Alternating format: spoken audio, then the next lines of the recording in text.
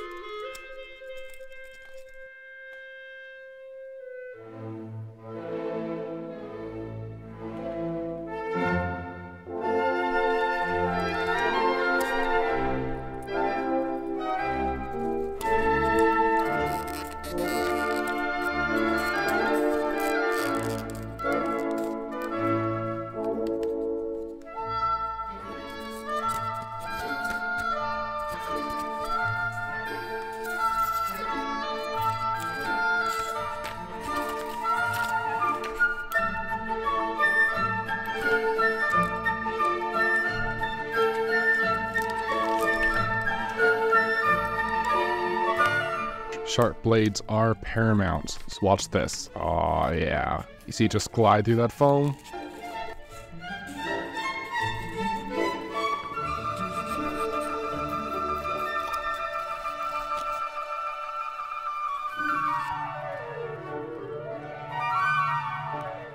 I don't really have any rhyme or reason to which stones I choose to carve little chunks out of. I just try and make it look natural and old.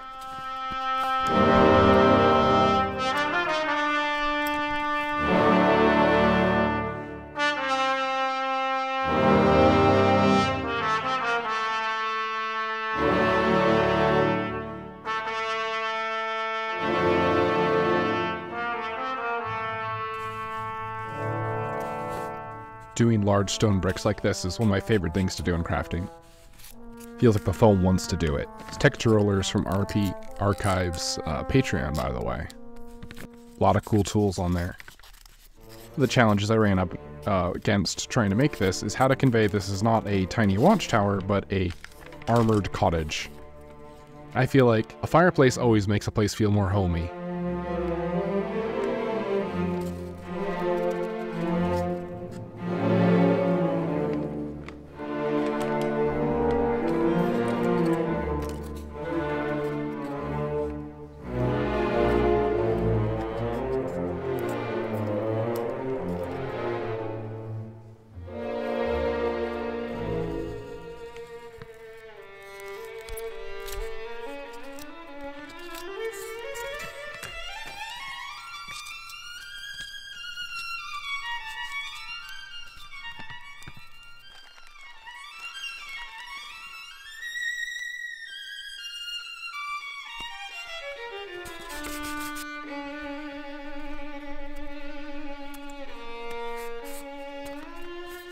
I didn't end up actually using this roller for the rest of the cottage.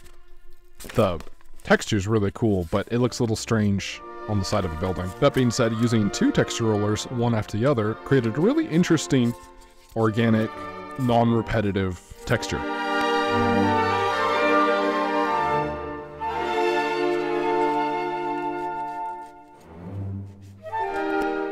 Oh, so satisfying peeling that stuff off. I love cutting foam clay after it's dried and just making perfect little cutouts for attaching other things.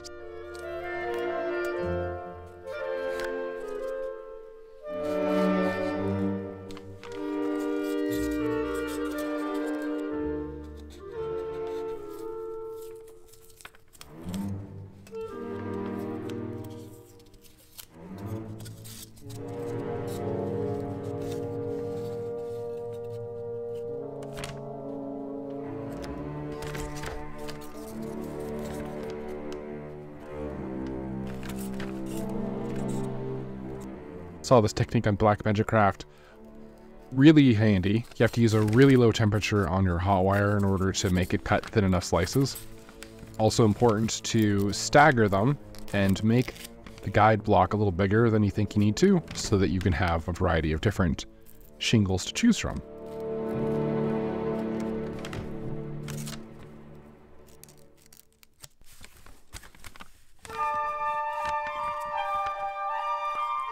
hot glue is the best thing and the worst thing in crafting.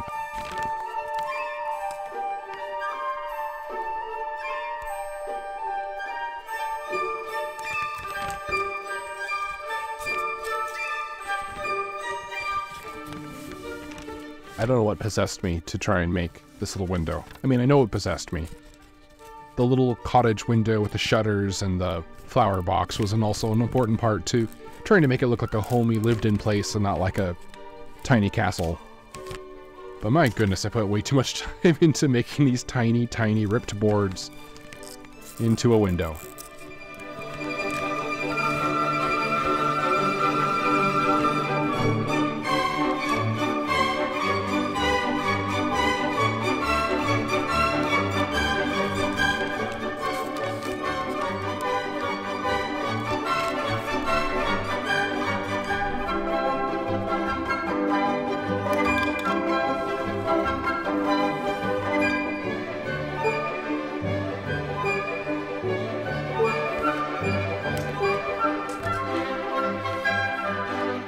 Felt really smart for this idea. I used a tiny bit of hot glue to secure everything, so it was easy to do a zenithal highlight. And for the most part, everything was undamaged when I took it off.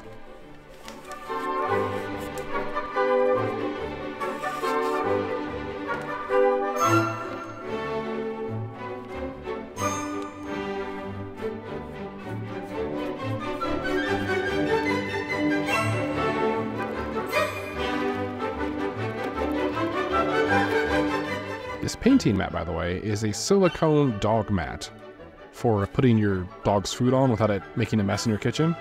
Not too expensive and really makes cleanup a lot easier.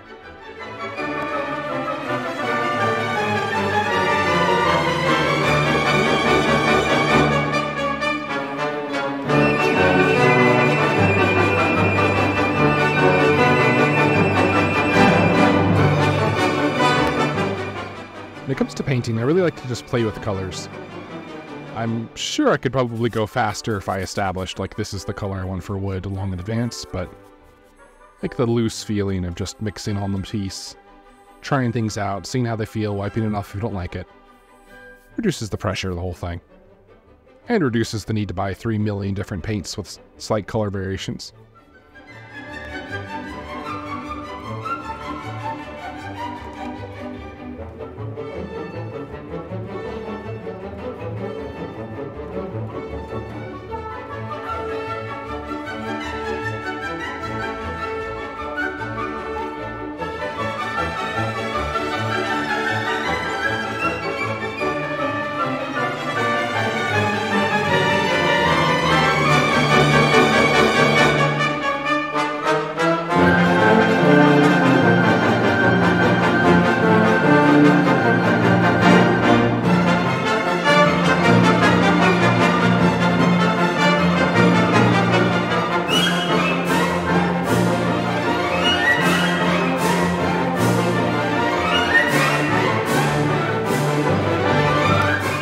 I ended up really enjoying making a stark contrast between the yellow and the blue. They gotta give the piece a lot of visual interest. This trick I like using yellow for edge highlights for wood.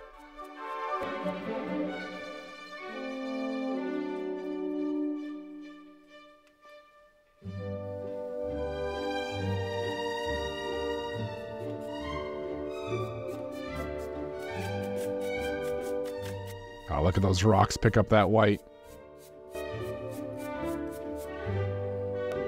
I have no idea if I decided to apply black wash in this way, but it ended up making a big difference. The pen lining with it really helped everything pop, high contrast. And here it is. Hope you enjoyed this.